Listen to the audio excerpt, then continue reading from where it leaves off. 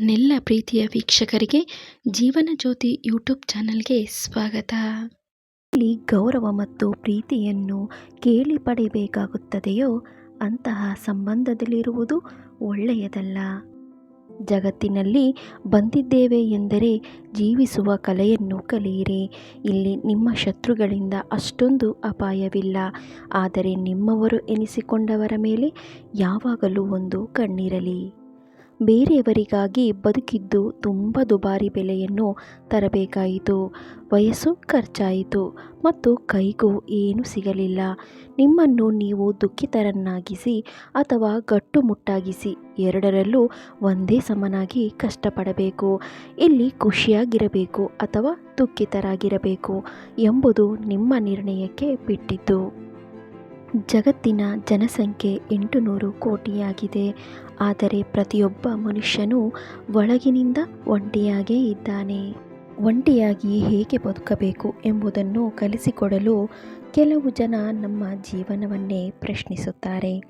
ಯಾರು ಗೌರವ ಕೊಡುತ್ತಾರೋ ಅವರಿಗೆ ಗೌರವ ಕೊಡಲಾಗುತ್ತದೆ, ಯಾರು ಅಗೌರವಿಸುತ್ತಾರೋ ಅವರಿಗಲ್ಲ.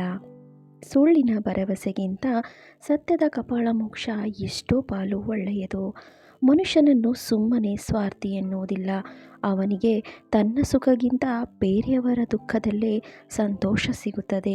ಪ್ರೀತಿ ಬೇವಿನ ಮರದ ಟೊಂಗೆ ಇದ್ದಂಗೆ, ಹೊಸ ಚಿಗುರು ಕೂಡ ಸಿಹಿ ಅನಿಸುತ್ತದೆ. ಕಾಲುಗಳನ್ನು ಒದ್ದೆ ಮಾಡಿಕೊಳ್ಳದೆ ಸಮುದ್ರ ದಾಟಬಹುದು, ಆದರೆ ಕಣ್ಣುಗಳನ್ನು ಒದ್ದೆ ಮಾಡಿಕೊಳ್ಳದೆ ಜೀವನ ಸಾಗಿಸುವುದು ಅಸಾಧ್ಯ. ನೀವು ಒಳ್ಳೆಯವರು ಎಂದ ಮಾತ್ರಕ್ಕೆ ಜನರು ಪ್ರೀತಿಸುತ್ತಾರೆ ಎಂದು ಕೊಳ್ಳಬೇಡಿ. ಸುಲಭವಾಗಿ ಬಳಸಿಕೊಳ್ಳಲು ಕಾಯುತ್ತಿರುತ್ತಾರೆ ಅಷ್ಟೇ. ಖರ್ಚಾಗೋ ಹಣಕ್ಕೆ, ಕರಗಿ ಹೋಗೋ ಆಸ್ತಿಗೆ, ಒಪ್ಪಾಗುವ ಸೌಂದರ್ಯಕ್ಕೆ ಇರೋ ಬೆಲೆ ಒಳ್ಳೆಯತನಕ್ಕೆ, ನಂಬಿಕೆ ಮತ್ತು ನಿಯತ್ತಿಗೆ ಇರುವುದಿಲ್ಲ. ಕೆಲವೊಮ್ಮೆ ಬುದ್ಧಿ ಹೇಳುತ್ತೆ, ಜನರು ನಿಮ್ಮೊಂದಿಗೆ ಹೇಗೆ ವರ್ತಿಸುತ್ತಾರೋ ನೀನು ಅವರೊಂದಿಗೆ ಹಾಗೇ ವರ್ತಿಸು ಎಂದು. ಆದರೆ ಹೃದಯ ಹೇಳುತ್ತೆ, ನಾವು ಅವರಂತೆ ವರ್ತಿಸಿದರೆ ನಮಗೂ ಅವರಿಗೂ ವ್ಯತ್ಯಾಸ ಏನು ಎಂದು. ಒಳ್ಳೆಯ ಆಲೋಚನೆಗಳು ಮತ್ತು ಒಳ್ಳೆಯ ಅಭ್ಯಾಸ ನಮ್ಮನ್ನು ಸದಾ ಕಾಪಾಡುತ್ತೆ. ಯಾರನ್ನೇ ಆಗಲಿ ಜಾಸ್ತಿ ಹಚ್ಚಿಕೊಂಡು ಹೆಚ್ಚಾಗಿ ನಂಬಿಕೊಂಡು ಬದುಕಬಾರದು. ಯಾಕೆಂದರೆ ಕೆಲವೊಮ್ಮೆ ಅವರ ಬದಲಾವಣೆ ತುಂಬ ನೋವುಂಟು ಮಾಡುತ್ತೆ. ನಡೆಯುವಾಗ ಎಡುವುದು ಸಹಜ, ಆದರೆ ಎಡವಿದ ಕಲ್ಲಿಗೆ ಮತ್ತೆ ಎಡುವುದು ದಡ್ಡತನ. ನೆನಪಿಟ್ಟುಕೊಳ್ಳಿ. ಬಯಸಿದ್ದೆಲ್ಲ ಸಿಗುವಂತಿದ್ದರೆ ಬಯಕೆಗೆ ಬೆಲೆ ಇರುತ್ತಿರಲಿಲ್ಲ. ಅನಿಸಿದ್ದೆಲ್ಲ ಹೇಳುವಂತಿದ್ದರೆ ಮೌನಕ್ಕೆ ಅರ್ಥವಿರುತ್ತಿರಲಿಲ್ಲ. ತಪ್ಪುಗಳೇ ಆಗದಿದ್ದರೆ ಹೊಸ ಪ್ರಯತ್ನ ಪಡುತ್ತಿರಲಿಲ್ಲ.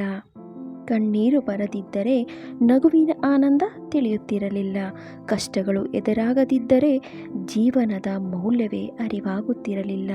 ಪ್ರತಿಯೊಂದು ಜೀವಿಗೂ ಸೃಷ್ಟಿಕರ್ತನು ಅವನು ಜನಿಸುವ ಮೊದಲೇ ಆಯಸ್ಸು, ಪುಣ್ಯ, ಪಾಪ, ಕಾರ್ಯ, ವಿದ್ಯೆ, ಸಂಪತ್ತು ಮತ್ತು ಮರಣ ಈ 5ನ್ನು ನಿಶ್ಚಯಿಸಿ ಭೂಮಿಗೆ ಕಳಿಸಿರುತ್ತಾನೆ. ನಮ್ಮ ಜೀವನದಲ್ಲಿ ಸಮಯ ಕಳೆದಂತೆ ಕೆಲವರು ದೂರಾಗಬಹುದು, ಕೆಲವರು ಹತ್ತಿರವಾಗಬಹುದು, ಆದರೆ ಕೊನೆಗೆ ಉಳಿಯುವವರೇ ನಮ್ಮನ್ನು ಚೆನ್ನಾಗಿ ಅರ್ಥ ಮಾಡಿಕೊಂಡವರು. ಕೆಲವರು ಮಾತನಾಡಿ ಮನಸ್ಸು ನೋಯಿಸಿದರೆ ಇನ್ನು ಕೆಲವರು ಮೌನವಾಗಿದ್ದುಕೊಂಡು ನಮ್ಮನ್ನು ಕೊಂದು ಬಿಡುತ್ತಾರೆ. ದೇವರು ಯಾರನ್ನು ಸುಮ್ಮನೆ ನಮ್ಮ ಜೀವನದಲ್ಲಿ ಪರಿಚಯ ಮಾಡಿಸುವುದಿಲ್ಲ. ಅದರ ಹಿಂದೆ ಒಂದು ಉನ್ನತವಾದ ಕಾರಣವನ್ನು ಇಟ್ಟಿರುತ್ತಾನೆ. ಆ ಕಾರಣ ಒಳ್ಳೆಯದು ಕೆಟ್ಟದ್ದು ಆ ವ್ಯಕ್ತಿಯ ಮೇಲೆ ನಿರ್ಧರಿಸಬೇಕಾಗುತ್ತದೆ. ಒಬ್ಬರ ಒಳ್ಳೆಯತನವನ್ನು ಗುರುತಿಸಲು ನಮ್ಮಲ್ಲಿ ಒಳ್ಳೆಯತನ ಇರಬೇಕು. ಮತ್ತೊಬ್ಬರ ಜಾಣ್ಮೆಯನ್ನು ಪ್ರಶಂಸಿಸಲು ನಮ್ಮಲ್ಲಿ ಪ್ರಬುದ್ಧತೆ ಇರಬೇಕು. ಮತ್ತೊಬ್ಬರ ಏಳಿಗೆಯನ್ನು ಸಹಿಸಲು ನಿಷ್ಕಲ್ಮಶವಾದ ಮನಸ್ಸು ಬೇಕು. ಇನ್ನೊಬ್ಬರ ಸಂತೋಷವನ್ನು ಆಸ್ವಾದಿಸಲು ಮಗುವಿನಂಥ ಮುಗ್ಧತೆ ಇರಬೇಕು. ಇನ್ನೊಬ್ಬರನ್ನು ನಮ್ಮವರಂತೆ ಸ್ವೀಕರಿಸಲು ನಿಸ್ವಾರ್ಥ ಭಾವ ಹೊಂದಬೇಕು. ಮನೋವಿಜ್ಞಾನದ ಪ್ರಕಾರ ನೀವು ಎಷ್ಟು ಮುಖ್ಯ ಎಂಬುದನ್ನು ತಿಳಿಸಲು ಯಾರಿಗಾದರೂ ಬಯಸಿದರೆ ಜನರು ನಿಮ್ಮನ್ನು ಸಹಾಯಕ್ಕಾಗಿ ಕೇಳುವವರೆಗೆ ಅವರನ್ನು ನಿರ್ಲಕ್ಷಿಸಿ. ಆಗ ನೀವು ಎಷ್ಟು ಮುಖ್ಯ ಎಂಬುದು ಅವರಿಗೆ ತಿಳಿಯುತ್ತದೆ. ಬಲವಂತವಾಗಿ ಯಾರನ್ನು ನಿಮ್ಮ ಜೀವನದಲ್ಲಿ ಉಳಿಸಿಕೊಳ್ಳಲು ಶ್ರಮ ಪಡಬೇಡಿ. ಇಷ್ಟ ಇದ್ದವರು ಅದೆಷ್ಟೇ ಕಷ್ಟ ನೋವು ಬಂದರೂ ಜೊತೆಗಿರುತ್ತಾರೆ. ಇಲ್ಲದವರು ಅವರ ಅನುಕೂಲಕ್ಕೆ ಸುಳ್ಳು ಹೇಳಿ ದೂರ ಹೋಗಿಬಿಡುತ್ತಾರೆ. ಥ್ಯಾಂಕ್ಸ್ ಫಾರ್ ವಾಚಿಂಗ್ ಜೀವನ ಜ್ಯೋತಿ ಯೂಟ್ಯೂಬ್ ಚಾನಲ್. ಇಂತಹ ಇನ್ನಷ್ಟು ವಿಡಿಯೋಗಳಿಗಾಗಿ ಸಬ್ಸ್ಕ್ರೈಬ್ ಮಾಡಿ. ಧನ್ಯವಾದಗಳು.